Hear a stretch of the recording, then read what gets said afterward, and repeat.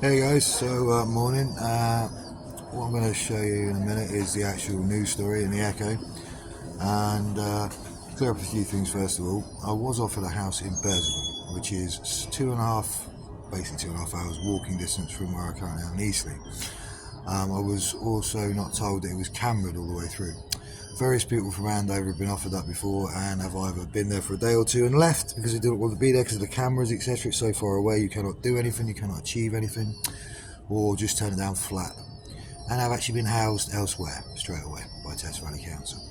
I, on the other hand, was asked to provide evidence as to why I did not want to be there, and provided droves of it, including one people who actually have lived in Burrs and said, well, the public transport's hit and miss, there is nothing there. Even spoke to inclusion, well, you haven't got mental health, Chris, but you would be because it's nothing but isolated in the middle of nowhere. It's on the outskirts of the borough and really wouldn't help you at all. You would never have the actual money to be able to support yourself there.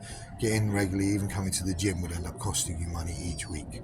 The gym that has actually been given to me free now by a friend of mine, Caitlin, who won it, to actually save me money so I can survive better and look at trying to build my brand, compete and all the rest of it.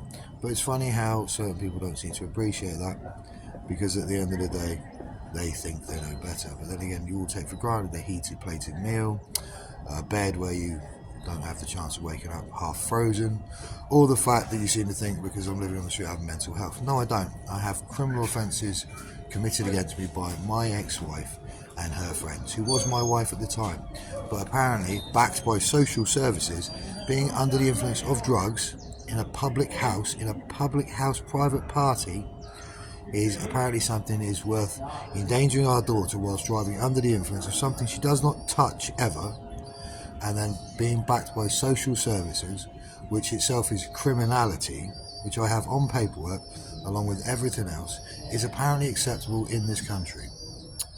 Yeah, perhaps not. Also having my human rights breached and losing out on the second part of a qualification, which is Article 13, Protocol 2 of the Human Rights Act, which I would not have been able to go to if I was in Bersville, which I did point out means nothing to actual navigators from Test Valley. So there you go. It just proves basically that you don't have any human rights in this country, especially if you're a male, because apparently when you try and press charges for actual criminal offences, which I've already spoken to and had legal advice about, they're not criminal because I'm a man. There you go. That's the disgusting truth of the country today. Yeah, so there's loads of other comments on there. You know, people are entitled to opinion. That's the idea. But the facts are the facts. And this is the first of many. I have done a documentary. It will be out soon, Day in a Life. And yeah, it will show even more.